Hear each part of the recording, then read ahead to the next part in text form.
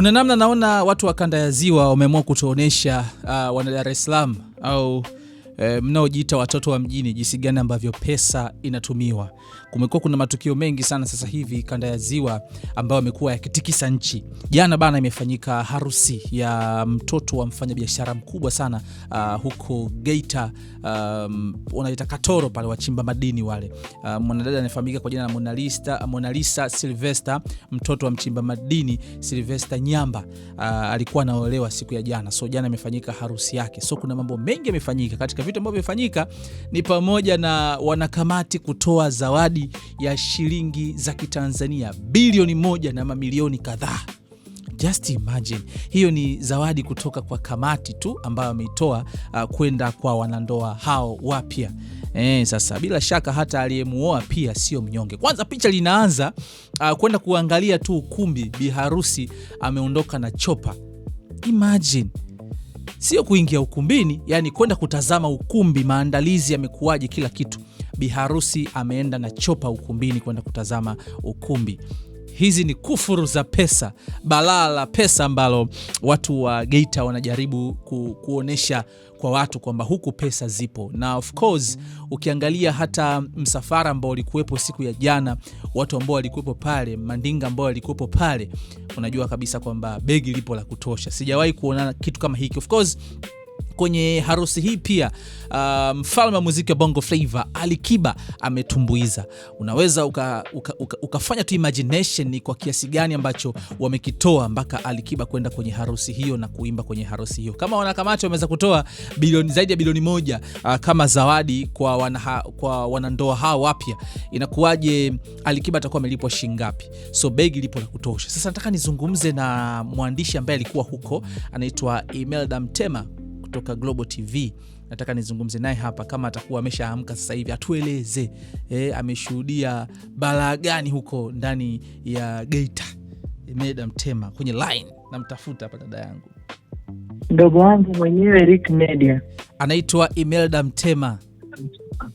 I'm here my brother. Dada Imelda hapa uko recorded hapa.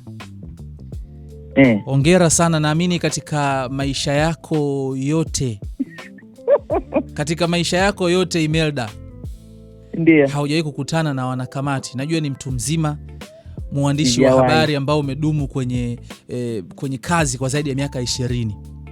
Kabisa, naamini hujawahi kukutana na wanakamati wanatoa zawadi ya zaidi ya bilioni 1 kwa wanandoa. Sijawahi mpaka umri wangu huu wa miaka 44. Sijawahi. Haujawahi kukutana hicho kitu? Sijawahi. Yaani kumbe nilijua nimeona vitu, kumbe sijaona. Nilijua nimeona vyote. Vipi lakini uko poa? Uko poa vipi lakini? Safi. Katoro anasemaje huko? Katoro kwa kweli, Katoro bwana ndio mji mpya. Yaani Katoro sasa ndio wanasema talk of the town. Wana balaa. Katoro bwana, na Katoro ndio ndio inaonekana Tanzania mzima ndio mji. Dar es Salaam hamna hela. Hapana, hamna hela kwa kweli. Mawazo mengi yashanifanya nije huku kwa kweli. Nini ambacho umekishuhudia dada Imelda kwenye harusi hiyo kubwa? Kwa kweli kwanza kabisa vitu nilivyoshuhudia ni vitu ambavyo ukweli nimeenda kwenye harusi nyingi. Nimeenda kwanza, issue iko hivi.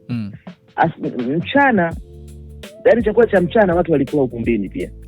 Yaani chakula cha mchana watu wamekula imeliwa ukumbini. Kulikuwa kuna supu, kulikuwa kuna vinywaji vingi vilipangwa vya kila aina. Kwa hiyo watu walikuwa wanatoka majumbani wanakuja kula pale. Ile mchana kabisa, yani kabla bado sherehe. Ile tu bibi harusi alipokuja kukagua ukumbi na chopa, watu walikuwa wanakunywa supu, wanakula nini, wanakunywa nini, yani mavinywaji mamoeti haya. Yapo tu, yani ni kama mtu unakunywa soda.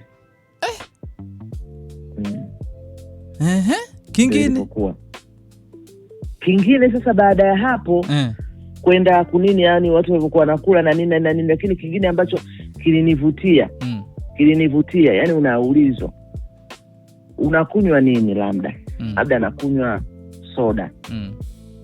Yule Asha anachukua kama ni zile pakti zile zinakagasita soda sasa Coca-Cola, unaletewa hapa. Yani hauhitaji kusumbuka. Hauhitaji. Baadaye ile saa 1 tu wanaingia kumini, vyakula vipo tu. Yani wewe unainuka wakati wote, yani sijui hamna wakati wa kula. Hakukuwa na yale mambo kwamba sasa hivi ni zamu ya meza hii kwenda kula. Hamna. Yani ilikuwa ni kuamka wewe ukijisikia enda kula. Samaki unawajua sato wale. Mtu unapata lisato lizima. Yani sio kukatwa, wengine labda kukata muda mtu ataki. Maana alikuwa amekatwa vipande kama utaki mzima. Lakini wakati wote unakula. Wakati wote. Yani wakati wote inuka kula. Dada Imelda, Mona Lisa ameolewa na tajiri mwenzake au iko vipi? Huyu jamaa aliyekule Dodoma. Yani kitu ambacho pia wajui, Mona Lisa pia ameolewa penye pesa. Kwa hiyo sio kwamba eti mtu kaokota dodo, ni swala ambalo ni mkondo wa pesa umechongwa. Yani Mona Lisa naye ameolewa sehemu ambayo kwao kuna pesa pia, kwa sababu naye mume wake yuko kwenye madini. Okay. Kwa ni swala ambalo familia nzima kwamba iko vizuri. Sio kwamba kuna mtu kaokota dodo kama vile ambavyo watu wanadhani, jamani ningekuwa nimeolewa mimi hapo au nimeoa mimi kwenye familia ingekuwa noma. Yani wanasema kabisa nao kwa bwana harusi wako vizuri, hata kama inawezekana labda sio vizuri kulia kina Mona Lisa, ila pesa wanasema wako vizuri. Dada Imelda, hujakutana kidogo na wengine tukajiweka na sisi wengine, jamani mtu wanani au hujakutana na wasichana watoto watawachimba madini. Sasa hali ni ngumu, tutafanyaje sasa Dada Imelda? Kwa wanachokifanya Geita hali ni ngumu. Yani kwanza mimi sijui hata nikueleze. Kwanza unajua wakati hujaniuliza wakati watu wameondoka. Maana kwanza sherehe uniulize imeisha saa ngapi? Imeisha saa ngapi? Sherehe imeisha saa 12 asubuhi ya leo. Sio mambo ya saa 6. Saa 10, lakini niambie unaondokaje mtu umeondoka kwenye kipasa hili? Labda kuna marula.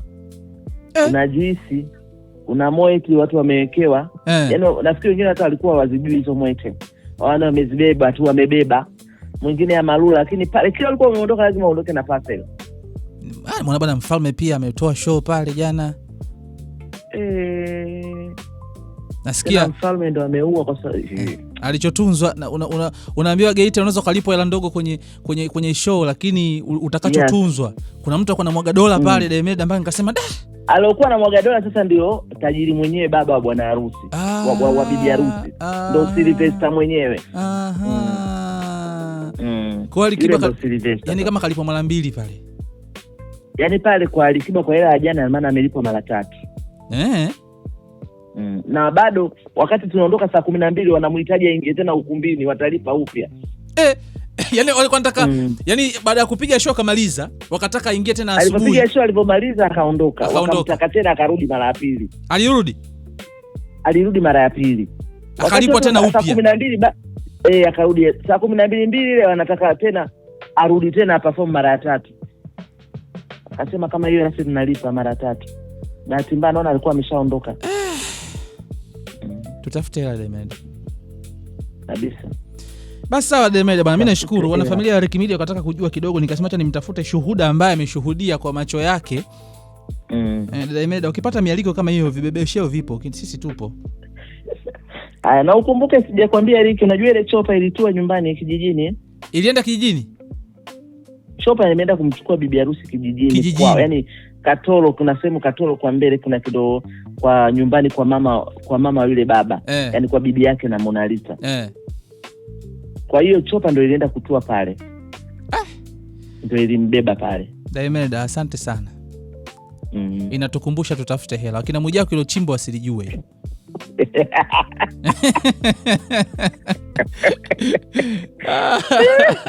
Wasilijua kina Mwijaku tumeisha. Tuko pembezoni mwa miji. Basi Dada Imelda, nashukuru sana kwa time yako dadangu. Asante. Bana, nimeongea na Dada Imelda hapa, ametueleza kidogo kuhusiana kile ambacho kimetokea jana kwenye harusi hiyo ya mabilionea. Of course, baba bibi harusi yuko vizuri, mume pia yuko vizuri. Kwa hiyo hakuna sehemu kuna upande hapa pengine umepata kitonga, ni begi lipo kote. Bana, Geita mnazidi kutuonesha kwamba pesa haipo Dar es Salaam tu. Tutakuja na sisi huko jamani. Lakini pia kama wewe upo watu tunashare vitu jamani. Kama mtu upo huko na ni wa kike, wachumba tupo Dar es Salaam. Naona yenyewe kwa yenyewe tu asukuma na nyinyi ndo nini?